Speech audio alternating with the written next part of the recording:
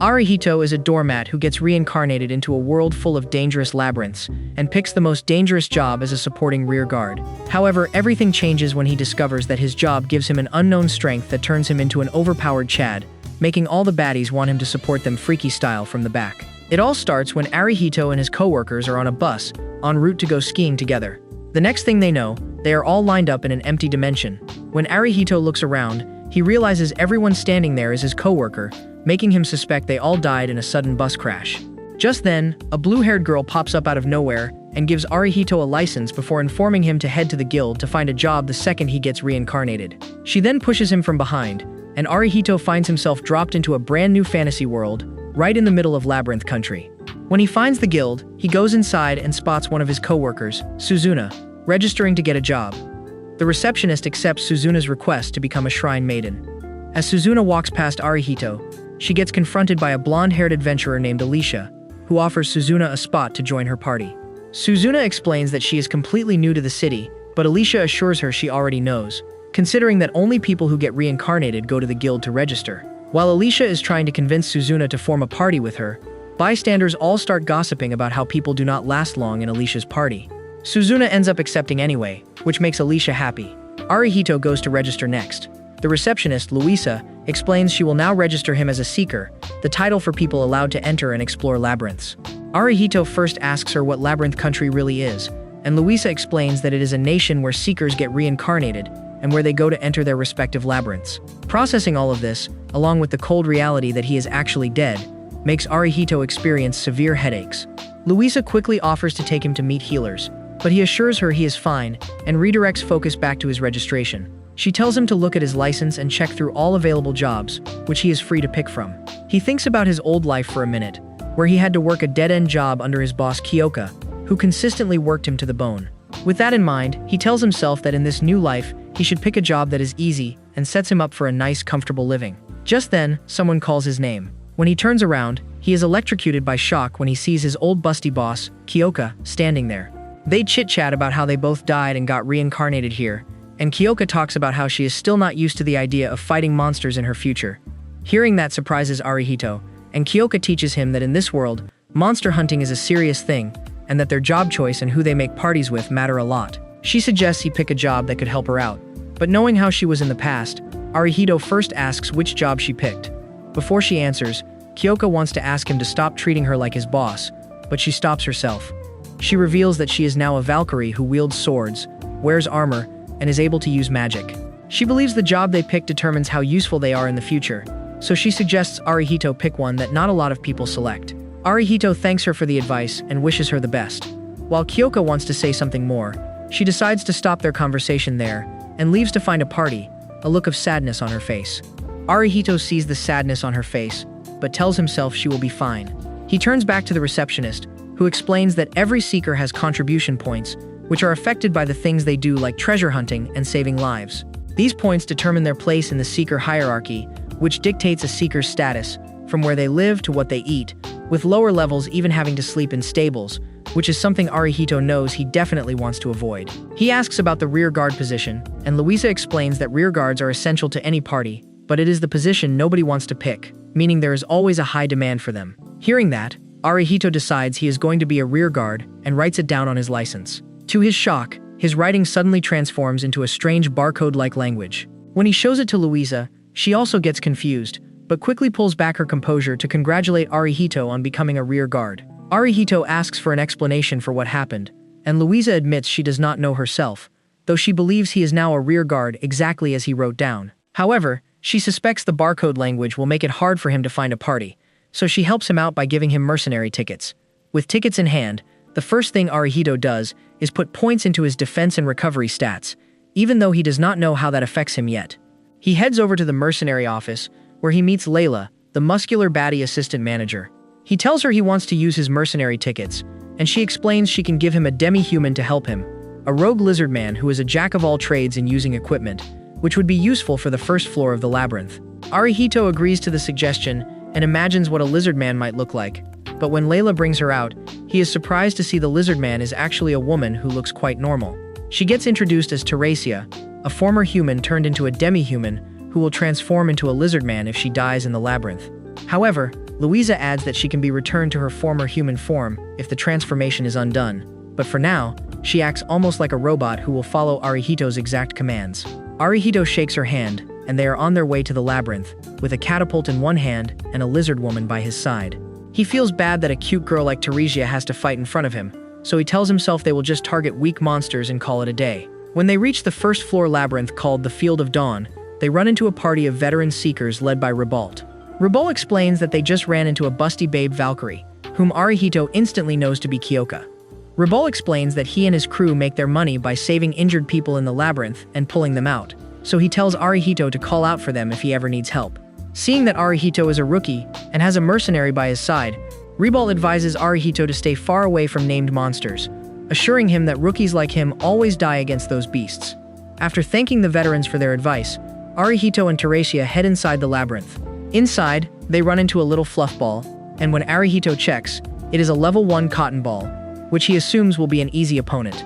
To his shock, the cotton ball moves ridiculously fast, forcing Teresia to jump in and defend Arihito, taking damage from the cotton ball's attack. Arihito sees that her health level is decreasing exponentially, and he thinks hard about how he can help Teresia, despite feeling like a useless bum. He suddenly remembers the abilities he has, and quickly uses them to create a defensive barrier to help her. Using their teamwork, Arihito shoots the cotton ball with his catapult, creating an opening for Teresia to slice it cleanly in half. Seeing the wounds on Teresia, Arihito apologizes to her, and thanks her for protecting him. Just then, they hear a scream in the distance. When they run toward it, they find Kyoka and her party going against a red cotton ball. But her party members recognize it as a named monster, putting Kyoka and the others' lives at risk. Arihito and Teresia quickly rush down to help, and they witness how Kyoka uses a Valkyrie skill to save one of her party members. But then some other party member gets absolutely spooked, and he quickly uses his skills to transport himself and his party out of there. To Arihito's surprise, it doesn't include Kyoka, who turns out wasn't part of their party. Seeing that she's all alone, Arihito quickly helps and shoots the powerful red cotton ball, and Kyoka follows that up with a thunderbolt. But that barely leaves a mark on the enemy, and it charges at Kyoka. Arihito quickly activates his defense barrier, but it fails to materialize, which ends with Kyoka getting rammed hard. Seeing that, Arihito remembers that his abilities can only help party members, and he fully regrets not making a party with her earlier. Kyoka weakly apologizes for being useless, but Arihito apologizes back to her, and locks back in for a fight. The enemy then charges at Kyoka, but Arihito sends Teresia straight at the enemy, and by enhancing the lizard woman's attack, her strike is enough to defeat the little red ball of doom. With the enemy defeated, Arihito orders Teresia to fetch Ribalt, but in that moment, Arihito realizes that his level has gone up, so he quickly uses his points to activate recovery support. He then tends to Kyoka and asks her to join his party so he can heal her. She accepts his invitation, and her health increases with the help of Arihito's healing skill. Then, Ribalt picks up Kyoka to get her help, and Akihito fetches the little cotton ball into his inventory. In that moment, Alicia and Suzuna pop up, and when Alicia finds out that Arihito defeated a red cotton ball, she is shocked, considering that little thing is able to wipe out parties by itself.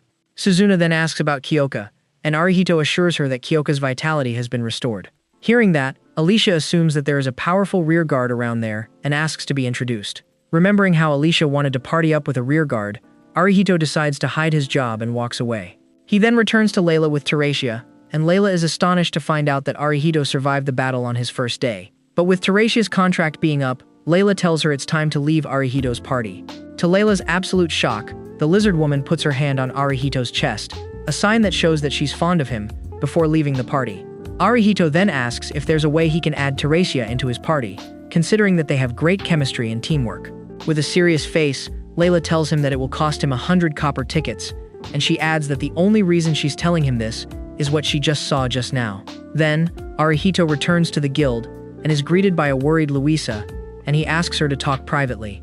There, he shows her the results of his endeavor, and Louisa is blown away by the fact that he defeated a red cotton and gained over 200 contribution points, which is double the average for a rookie. She then also shows him that he gained level 50 trust, which is 10 times the average, and it astonishes her even more that Arihito's partner was a demi-human.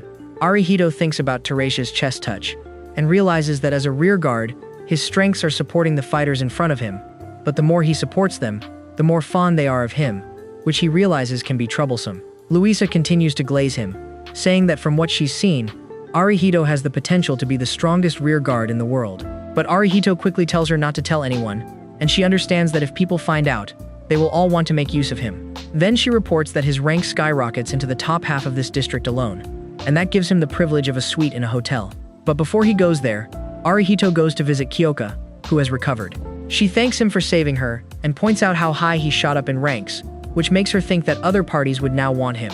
On the other hand, she mentions how she failed horribly, which ended with her getting 0 contribution points, and she admits that she became a Valkyrie just because it sounded cool, which ended badly for her. However, Arihito tells her that she was cool during the fight, and that her presence motivated him to win the fight.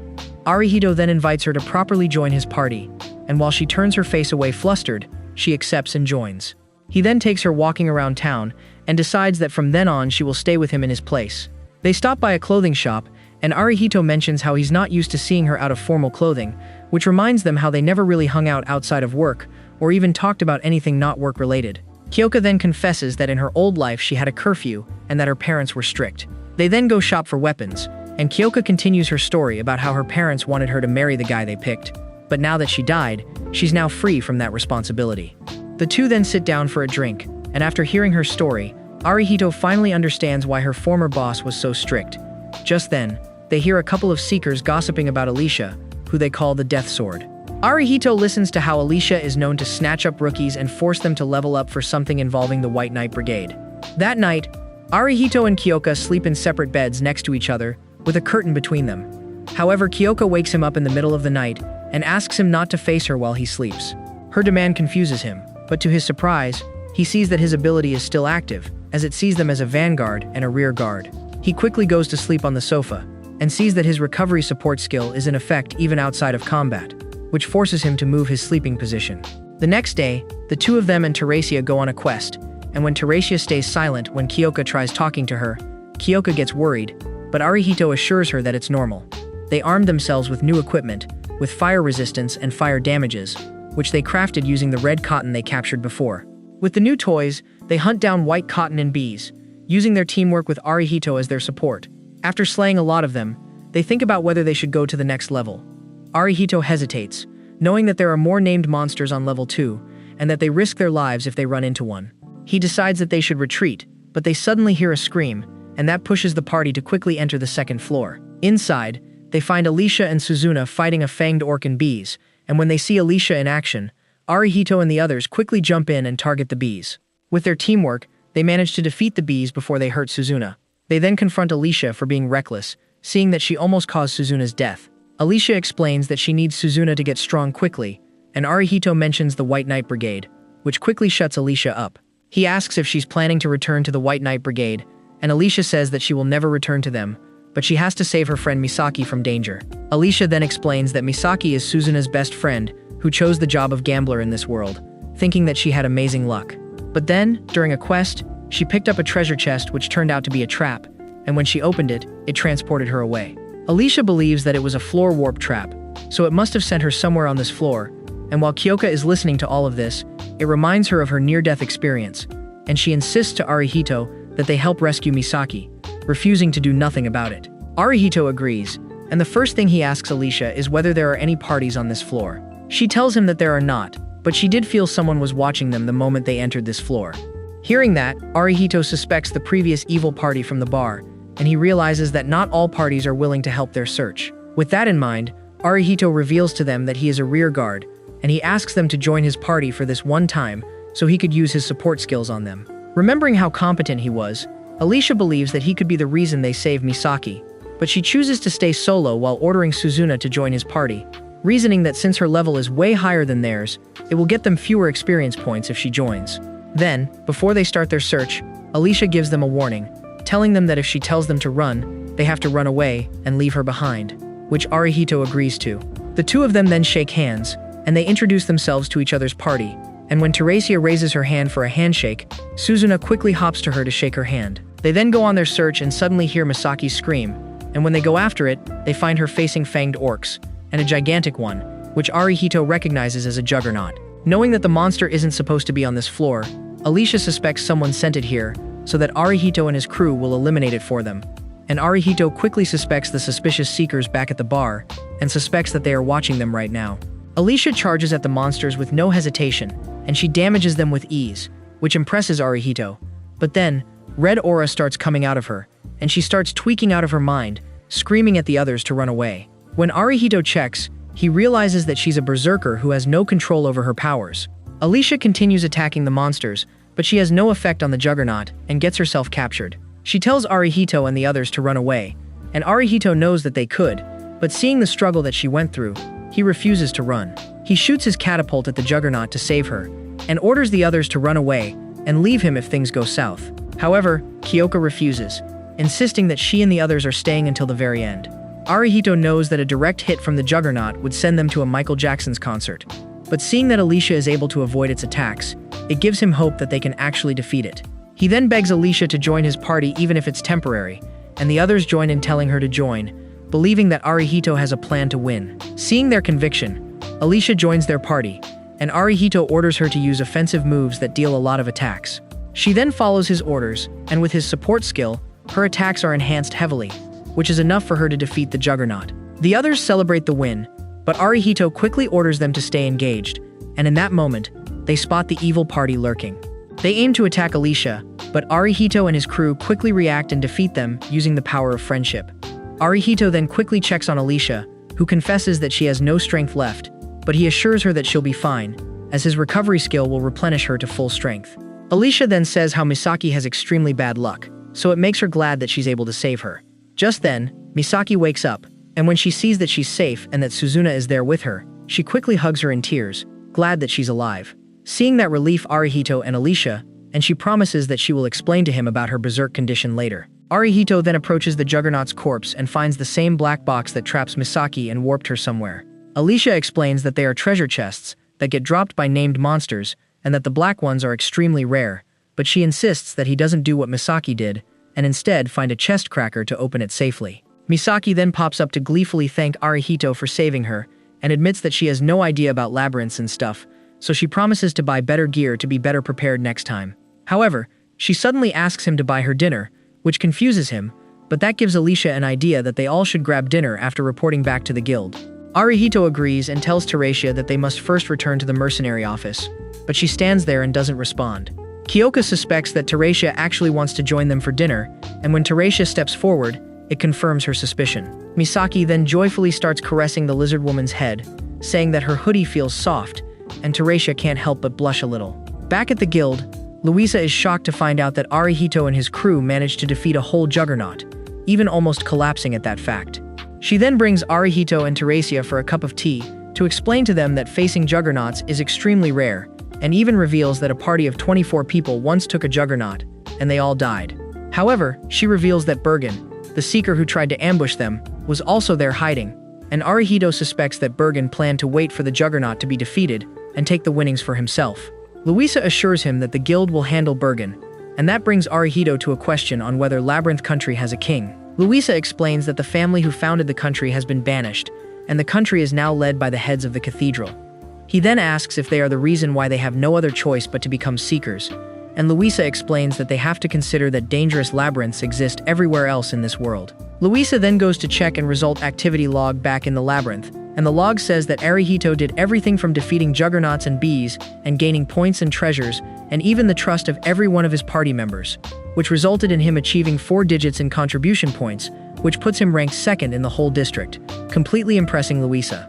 Just then, Misaki barges inside and tells Arihito for dinner, saying that she's starving. That gives him an idea, and he invites Luisa to join them for dinner, considering how helpful she has been, to which she happily agrees to go on to.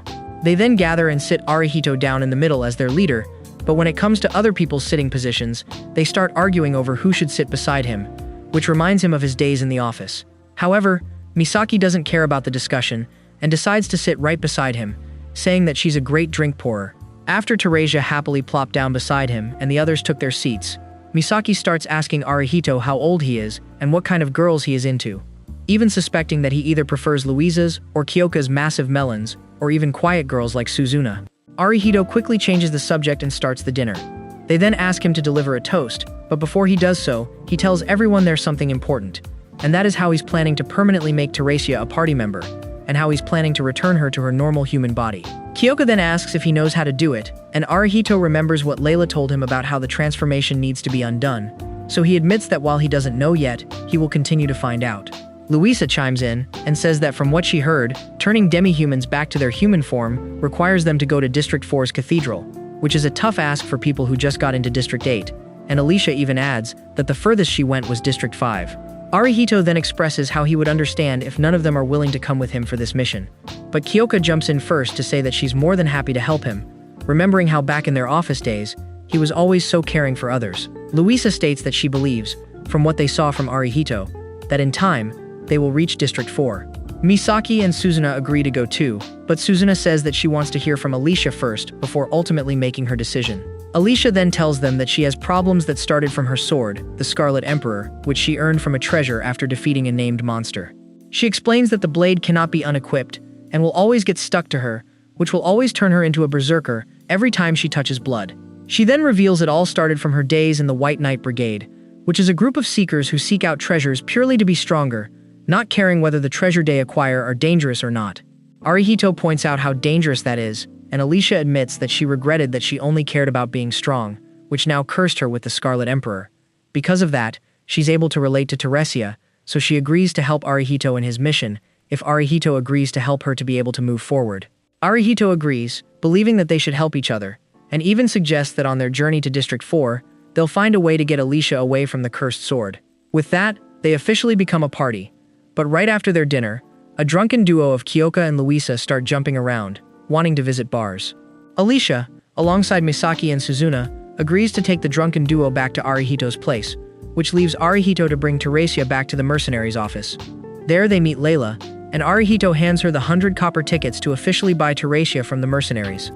It amazes her to see a rookie like him get this much money so quickly, and she admits that she has always dreamed that a good man would free one of her mercenaries away from her, claiming that she wants to give the mercenaries their souls back. She believes that good man is Arihito, and he insists that he simply wanted to repay the first friend he ever made in this world. He expresses how, despite not being able to speak, he can sense what Teresia is feeling, and while Luisa can't read people's feelings, she believes that Teresia genuinely took a liking to him. After shaking hands and saying goodbye, they leave the mercenaries' office, and Arihito notices how Teresia always walks behind him, so he tells her that she can walk anywhere, considering that she's now free. She first chooses to walk in front of him just like in battle, but then walks beside him as a friend.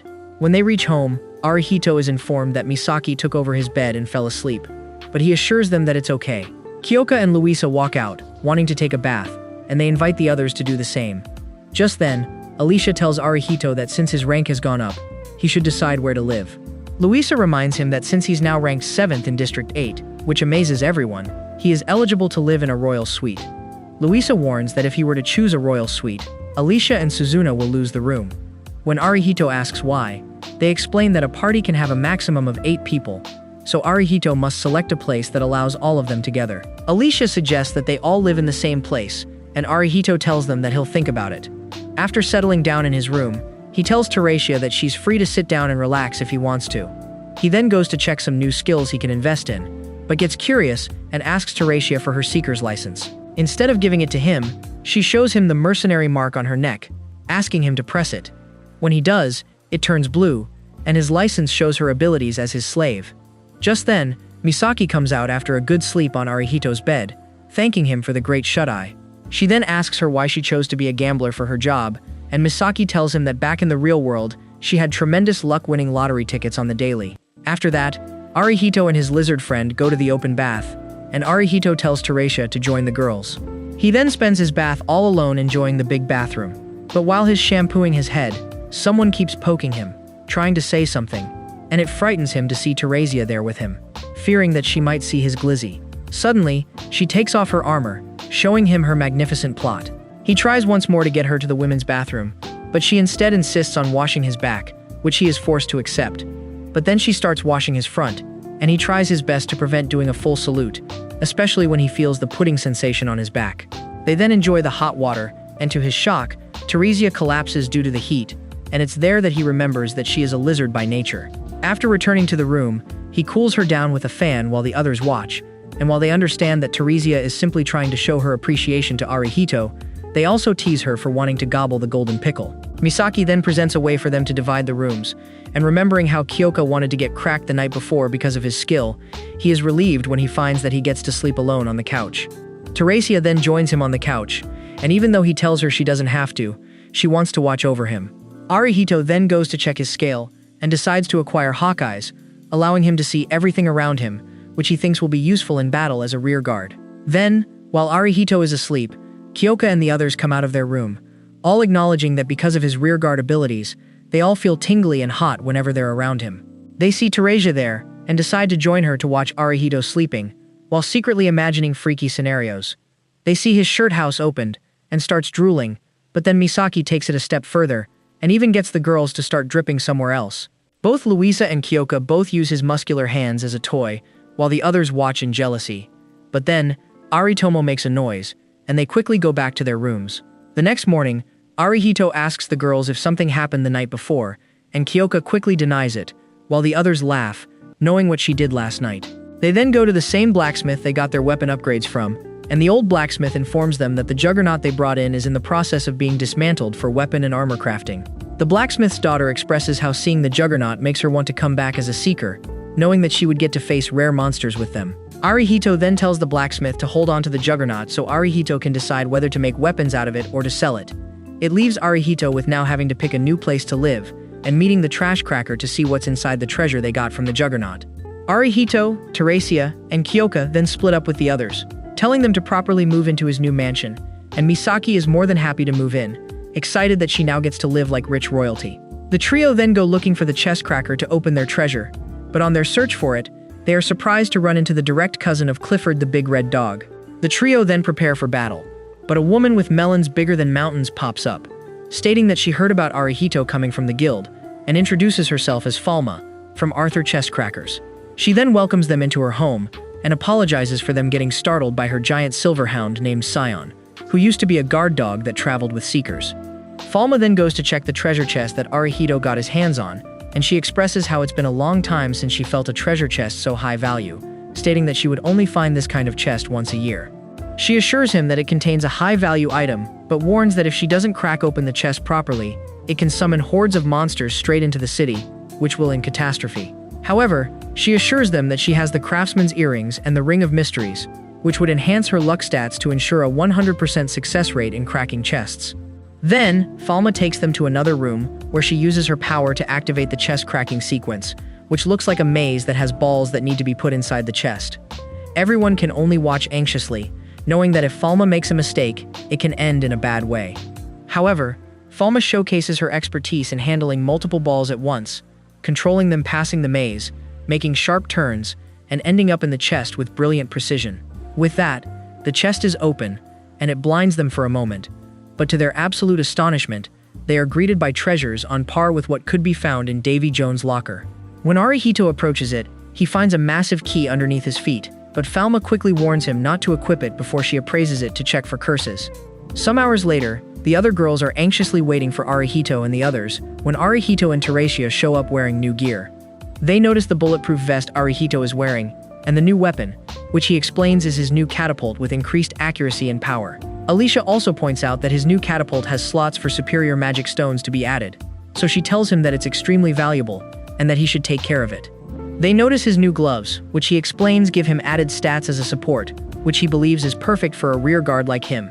They then notice the new Jordans that Teresia is wearing, and Alicia explains that it's the chameleon boots, which give Teresia the ability to blend into her surroundings.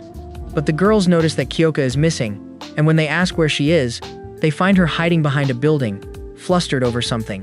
When she reveals herself, they are in awe to see her new battle armor, which Kyoka is embarrassed to wear due to how much it showcases her snoo-snoo. Alicia informs her that it is extremely light and it's magically enforced for her defense, which convinces her to wear it. Kyoka then hands Suzuna a silk sash to add to her defense, and when she wears it, they point out how it perfectly fits her, to which Suzuna reveals to be the attire she used to wear back home as a shrine maiden for her family's shrine. Suzuna then mentions that she has some skill points she wants to use, and both Arihito and Kyoka say that they have the same, and that gives them an idea to go to the Field of Dawn to test new skills and new equipment. When they reach the field, they face off against some more white cotton balls, and Arihito wastes no time giving orders as their rear guard. He tells Misaki to throw her weapons, and when she does, it does great damage, which surprises her considering that they are small iron dice.